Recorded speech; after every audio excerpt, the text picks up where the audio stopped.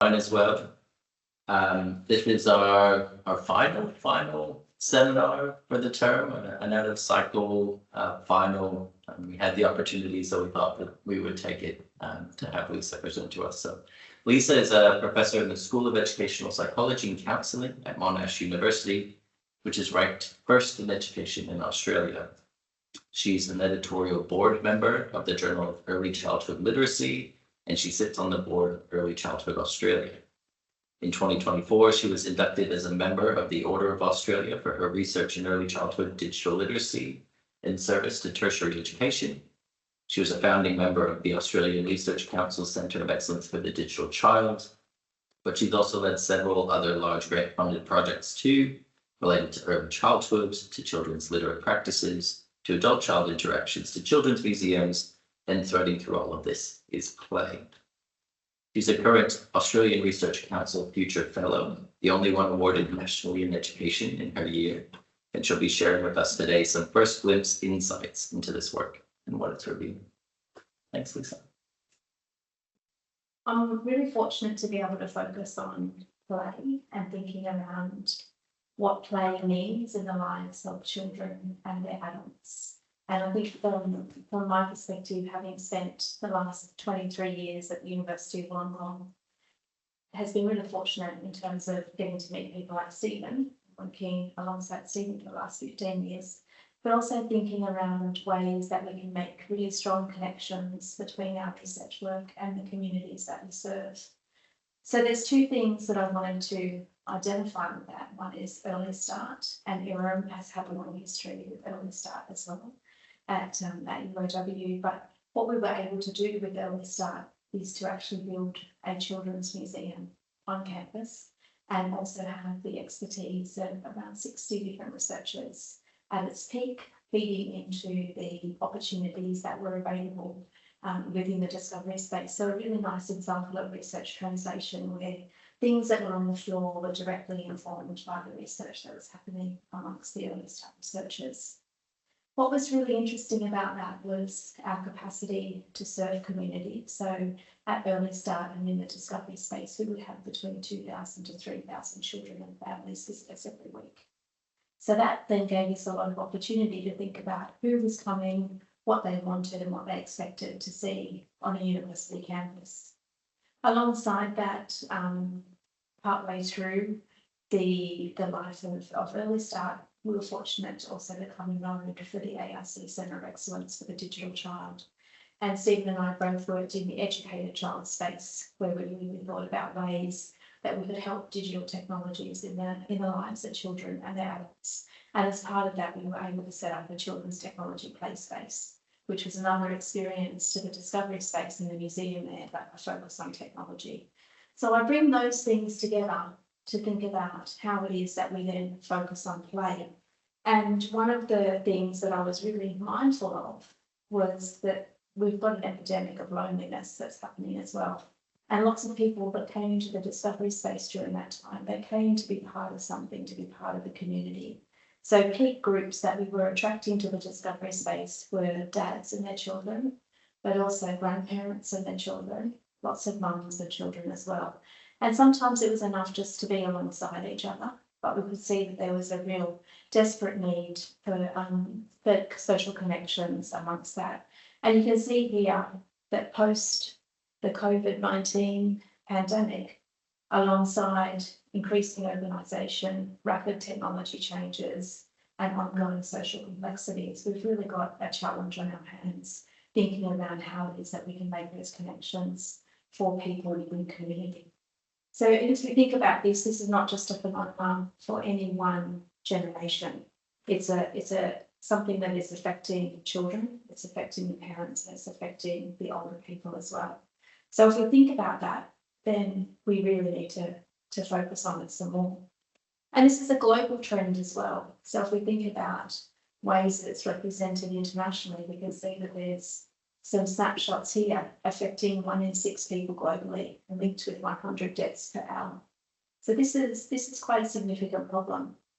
There's been some really interesting research that's come out of the UK. It's a report with For All Ages, creating intergenerational communities, and it was a pilot project, and it was commissioned by a consultancy company to run. But what they found is that reducing loneliness and isolation for individual participants, thinking around wellbeing for individual participants and building relationships for individual participants actually comes at a significant social benefit. This particular report found that for every £1 invested in intergenerational work, returned £6.97 in social, economic or environmental health benefits. So if we think about what that actually means, and while their methodology is not particularly clear and something that we need to investigate a little bit more, there's something that's actually happening. And I think this is a global trend and something that we need to be thinking about investing in some more. So play itself is quite a tricky area to work in. And there's no one definition of play, and there's differing perspectives from different paradigms. But here I've just outlined some of the things that I take into my understandings of play and sorts of experiences that I want young people and older people to engage in. I think the most important thing is that people play because they want to. There's choice in play, and the motivation to play is theirs. It's not always defined, and we know that there's enormous benefits that happen from imagining the play.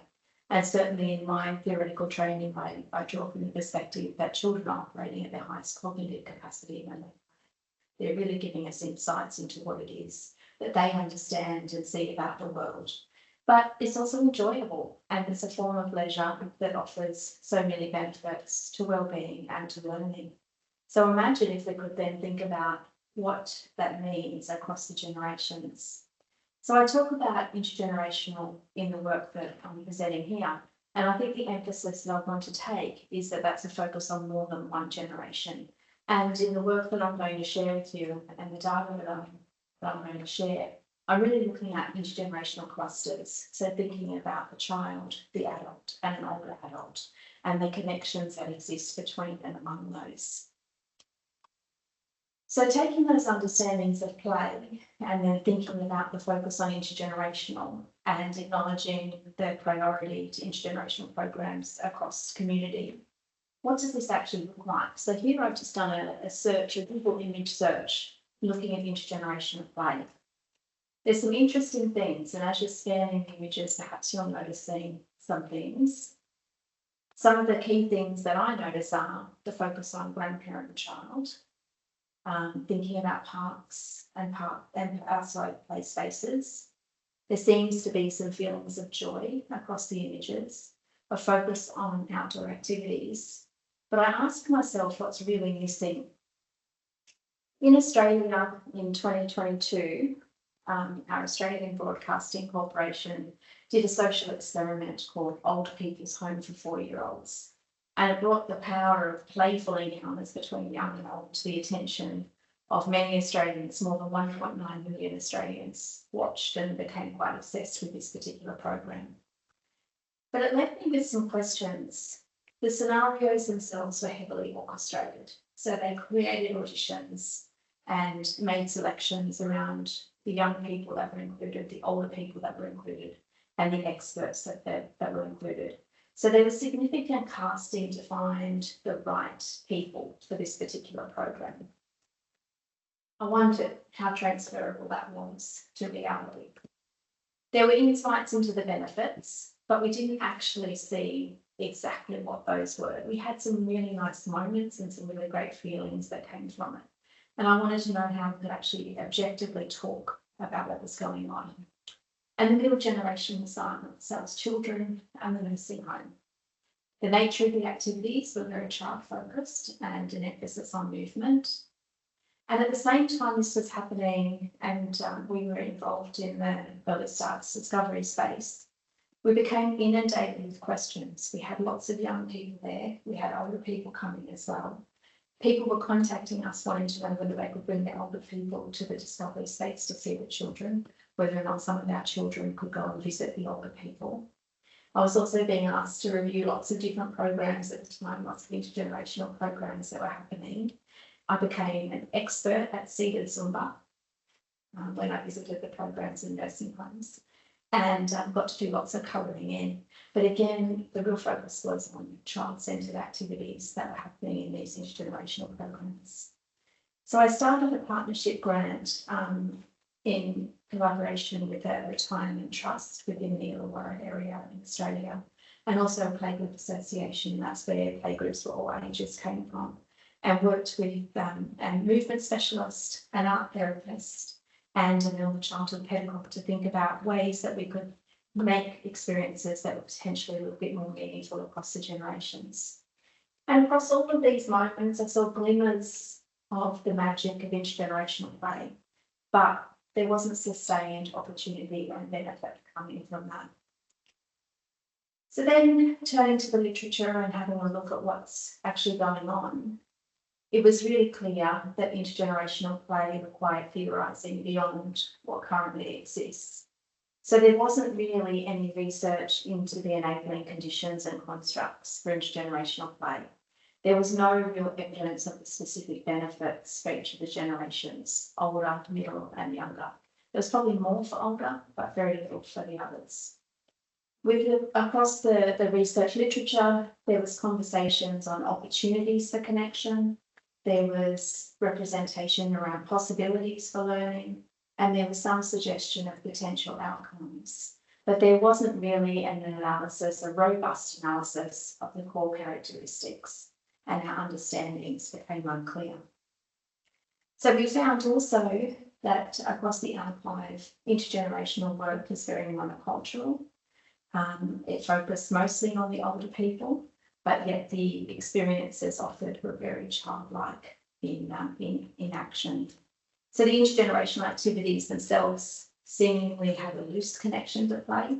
There wasn't really any play theorisation that was happening. We saw lots of free play or craft activities, some singing, some object play, again, early childhood in focus with those. And we also saw that any intergenerational work was short. It was an episode. Sometimes it was open-ended, or the other extreme was really quite contrived. And there was little flexibility. So what were the ebbs and flows, and what could we actually do about this to make it a little bit more interesting? So drawing upon what was happening at this particular time, there were some emerging constructs that seemed to be informing what was happening in intergenerational play. So experiences that were safe and familiar, and a program structure. So recruitment of people for a start date and a finish date. The experiences were play-based and child-led. I've mentioned that a couple of times, but older people were invited to participate. And I think one of the most striking examples that I saw was going to a nursing home where children from a local preschool were visiting the nursing home. And the experience that they had taken to do with the older people was to make Mother's Day cards. And that was, quite a nice experience from the early childhood perspective. But for the older people, it became quite distressing because some of them couldn't remember if they had their mum. They became quite agitated about the whole experience. So sometimes a child-focused approach isn't necessarily the best approach for something that's inclusive. Also thinking around ways to build relationships and the continuity, the pairing, the shared experience and the emotional presence were really important. Thinking about the nature of the environment, and then the role of facilitation in terms of thinking about the sorts of interactions that happen, the emotional moments, and to make sure that everybody's included. So this left me with two key challenges, and this is getting to the point of the project that I'm going to share with you. So if we think about the challenges, the first one is the scope and the constructs and possibilities for intergenerational play vary across cultures, thinking back to that monocultural nature of what it was that we were finding through the intergenerational programs themselves. We need to know more about the sorts of playful interactions that matter across a range of contexts, and how we can then use that to design and implement experiences that are more meaningful. The second thing is that programs are often conducted in isolation with no unifying theory. And this made me wonder why we have to do everything as a program, why things have a start date and an end date, when we know that intergenerational work and intergenerational connection has existed for millennia. Why isn't it just a way of being? Why can't we think about society beyond just the start and finish dates. And the other question that came to my mind was, well, why are we really thinking about play in relation to childhood? So we're thinking about the right of the child through the United Nations Convention of the Child. But why? Why is it only children that have to play? I'm sure many of us play in different ways and engage different sorts of activities to be playful. And then that turned me to Brian Sutton Smith's amazing book, The Ambiguity of Play. And I thought, how can we harness that idea of being ambiguous with our play into thinking about what it is that we can do across generations in meaningful ways? And so in Sutton Smith's work, he talks a lot about how people play to create culture. What are the games? What are the festivals? What are the narratives? And how is it that we interact in those? And that all matters. And I wondered if that might be a bit of an insight into thinking about ways that we can shape play that's more inclusive for everybody. So this then leads me to the program of research that I have the great privilege of focusing on for the next 4 years, and really thinking around the intergenerational play as a right for all generations. So thinking about how play, how shared practices, oral narratives, and the expressive culture that Sutton Smith encouraged us to think about, how they create powerful exchanges between and among generations. So thinking about the importance of place and participants and context and behaviour, and thinking around how those constructs across the diverse cultural settings are essential for shaping future opportunities. So you can access this website, and I encourage you to have a look, and I'd love to know your feedback around it. And here you can see that there's an overview of the project and some of the research questions that I'm asking that are shaping the program of research itself. This is all done within the context of a theory of change, where my overall aim is to think about developing, facilitating and evaluating intergenerational play program by articulating the constructs for intergenerational play drawn from diverse national and international contexts. And within that is a frame of wellbeing, and thinking around ways that we can account for what the benefits are across the board for the different participants, but also thinking around how it is that we realise intergenerational play itself. So I'm really fortunate to have an amazing team that are working on this program of research with me. So I have Dr. Lois Peach, who's a research fellow working part-time on the project. We're currently recruiting some PhD students, so if you know anybody that's interested, send them this way. And we have a team of in-country expert advisors and discipline expert advisors to help be able to really bring in the depth of the resources that we need for this particular work. I wanted to share with you a little bit about the case studies and what's actually happening at the moment. So in my attempt to push against a monocultural view of intergenerational play, I drew upon a range of really diverse locations that are all doing something interesting in the intergenerational play space, and the way that I wanted to be able to capture the narratives that exist in those contexts to enable me to help develop some more refined constructs. So I'd like to tell you a little bit about each of them.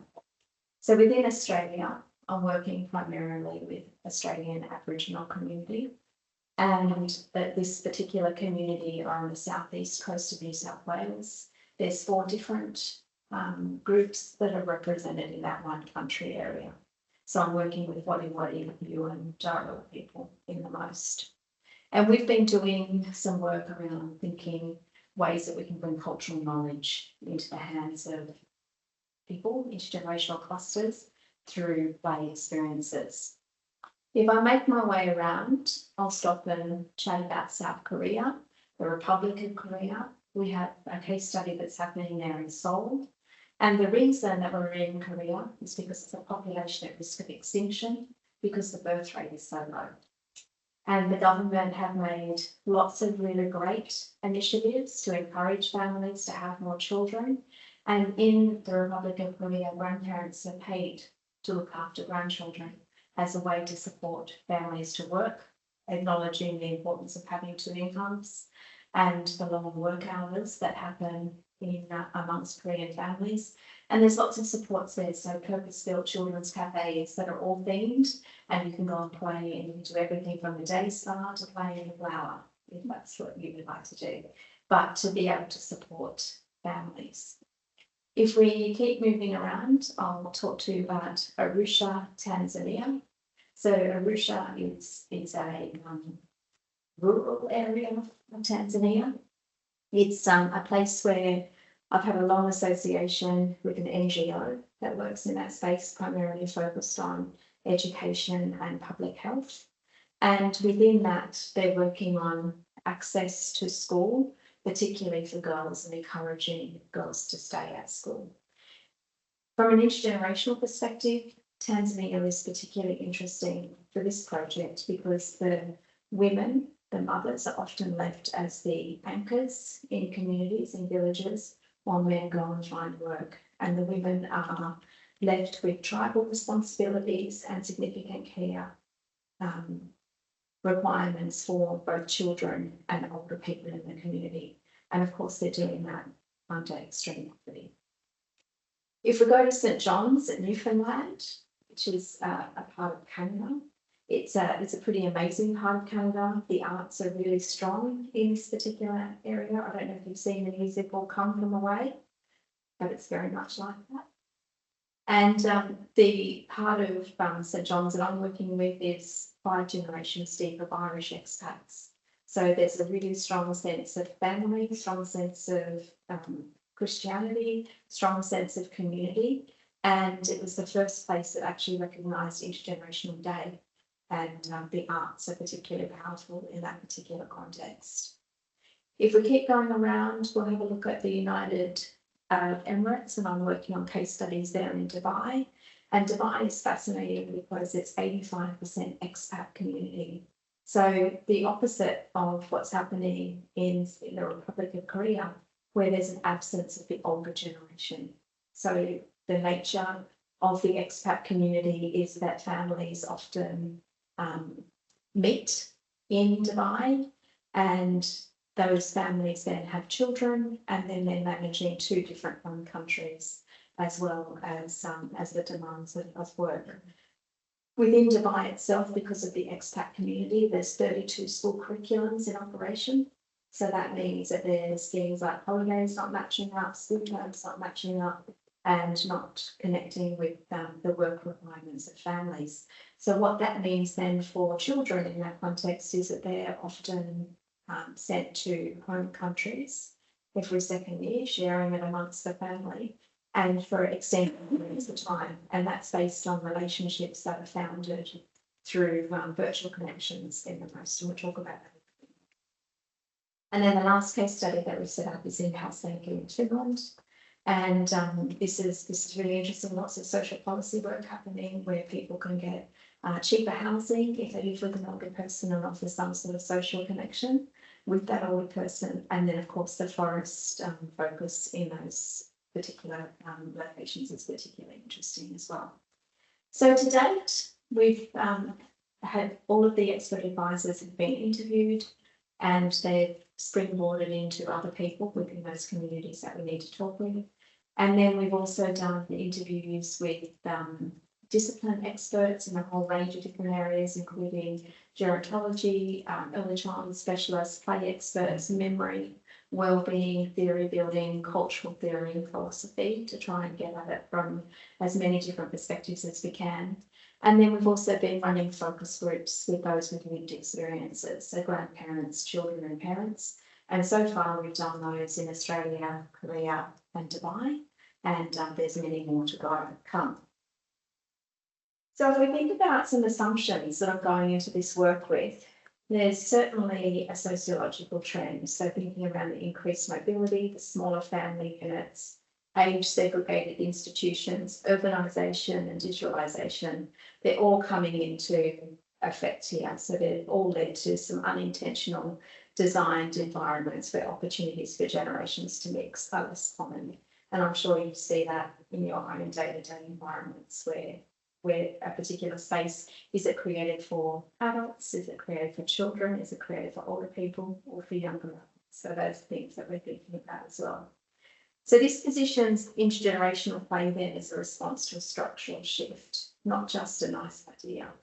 And I'm really careful not to overclaim here as much as I would like to, but intergenerational play has been shown to support well-being in that it's emotional. So we see the joy, the belonging and the reduced loneliness. It's also cognitive, so the attention, the memory and the language development. It's also physical as we're thinking about movement and activity, and social as we're thinking about empathy, communication and reciprocity. So if we're thinking then about those broad constructs of intergenerational play, then it allows us to think about well-being across the ages and across cultures and across settings and what that might mean. So thinking about the inherently multidimensional aspect of play. So let me tell you about what grandparents have told me. These are interviews that have been done with more than 20 Australian grandparents in different focus groups. And it's been really interesting to see some of the core ideas that are coming out. In Australia, 2 out of 5 Australian grandparents provide childcare. So that in itself is quite interesting. They're not paid like grandparents in South Korea. They do it for other reasons. But one of the things that really struck me is that they really pushed against some of the stereotype images of grandparents. And one grandmother was so adamant, she kept telling me, I'm not at home knitting booties, I've got other things that are going on in my life. But in saying that, it is a key part of their identity, central to who they are. They don't see it as a side role or an afterthought. For many of the grandparents I've spoke to, have provided them with a sense of purpose, belonging and some emotional grounding. And that really helped them through moments of illness that they told me about, migration, family change, as examples. Let me tell you about Nada. So Nada was an immigrant to Australia. She knew no English when she arrived in Australia and she works as a cleaner. She starts at 3 a.m. every day and finishes at 9:30 a.m. every day.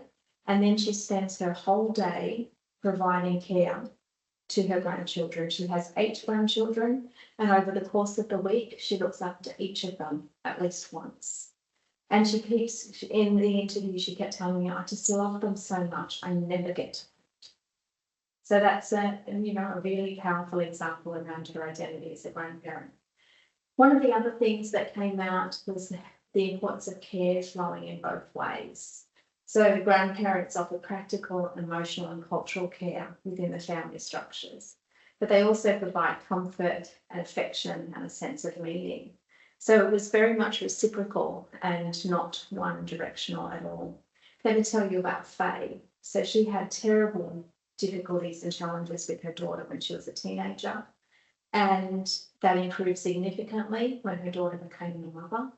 And then Faye had a cancer diagnosis, and the whole nature of the relationship shifted as her daughter and her grandson were making regular phone calls, FaceTime conversations. And Faye told me that her grandson always knew when she just needed a little kiss or a hug, and how they would do it through the FaceTime camera. Mark and Claire were grandparents that I spent a lot of time with, and they had a dream of a home full of grandchildren. So they sold their home and moved to another area where they could afford a larger home so that it could be filled with the grandchildren. And they had 3 children, and 2 of them decided not to have any children. And the third one decided to have a child, but had her child through IVF and did it on her own without a partner. So their daughter and their granddaughter lived at home with them in their big family home. And the relationship really shifted because for them, grandparenting wasn't something that was a novelty or an exciting time or had an end point. It was all day, every day. And for Mark in particular, having the responsibility of being the father and the grandfather in the situation was quite interesting. And what was really nice about talking with them was to hear about their daughter and the changes that she was making to her own decisions. She wanted to return back to work, and in order to do that, needed to move to a capital city. So the last time I spoke with them, the whole family unit were moving as well. So a nice example around how care flows in both ways there. Also want to talk about grandparents as family anchors because they provided that continuity across the past, the present and the future. And so the relationships that they had with their grandchildren strengthened their identity, their belonging and their resilience for the whole family. So if I can share a story about this, Mary was a step-grandmother who I spent a bit of time with. And she was an ageing mother herself that she was taking care of. She also had 2 teenagers with her husband, and then her husband had 3 adult children from a previous relationship. So she was managing multiple levels of the family at one time. And the adult children had all gone on to have their own children, and they had the dynamics of daughters-in-law that didn't get on. So there was lots of complexity happening there. So a key deliverable of the program of research is this global intergenerational play observatory. And you can access this through the website, and there's some examples that are starting to come through. So when I'm working with the in-country expert advisors and working with the focus groups around the different perspectives that are happening, we're also able to collect some examples, some video examples and image examples that are annotated by the in-country experts telling us what's going on in there. And so these are useful in terms of my research questions. So thinking about how intergenerational play is experienced in different communities, and ones that we don't often hear from in social policy. That's the rationale for choosing the sites that I have. And then thinking around what the benefits are for all of the participants, and then how this repository might affirm, challenge or change that initial set of constructs that we're operating with what's happening at this point in time. So let's go through some of the assumptions that are happening. And again, I'll share some data with you so that you can see what's actually going on in action here. So if we think about generations having valuable knowledge, experiences and emotional resources, we can also assume that they want to share that with each other. So here, the first image on the left, we have Maya with her Russian grandmother. Maya lives in Dubai. Her grandmother comes and spends 2 months of the year with the family. And during that time, they do a lot of things together, like cooking. That's their main activity. So if we think about that practical knowledge that's being shared, we know that that is something that's really important. And we also know that it's something that can be really playful in terms of spending time together. Maya in the next image is with her Argentinian grandfather, and here they're reading stories together. And Maya is actually fluent in 5 languages. And it was really interesting when I was talking with her about her love of stories, because she wanted this particular photograph included in the archive. She was telling me about how she chooses a language according to the genre, what it is that she's reading. So if she would like to read a spy novel, she reads it in English because it's the best representation. And if she wants to read a fairy tale, she'll read it in Russian because it's more exciting. So it just made me feel completely inadequate with my language ability, but a really nice example too around the cultural knowledge, the stories, the traditions, the songs, the games, and how they come together through our interactions as well. And then we had an example on the right there from Finland, where there was a gathering and they were cooking and there was some instructions. And that extended time during the cooking ritual meant that there was time for stories and times for conversation about what was actually happening. So I think those the pauses in the regular time is particularly interesting. So this is making me think about intergenerational play as reciprocal, not necessarily hierarchical at all. The older person doesn't always have knowledge. Maya was able to speak more languages than her grandparents were, but she could also speak the language of her grandparents. And interestingly, when I was interviewing her mum, I interviewed her in English, and that was the first time Maya had ever heard her mum speak in English. She didn't know that her mum could speak English. And that was a big moment for that family, as Maya then realised that her mum deliberately spoke to her in Russian because that was the language that she wanted to be able to communicate with her in. If we think then about the emotional exchange, it's just as important as the activity itself.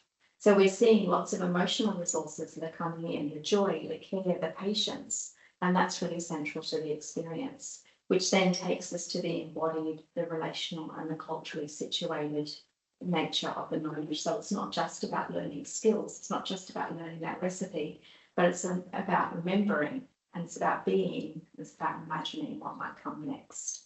So then we're thinking about play as a medium for identity expression. Another assumption I hold is thinking around intergenerational play experiences, that they will promote or encourage engagement between and among generations.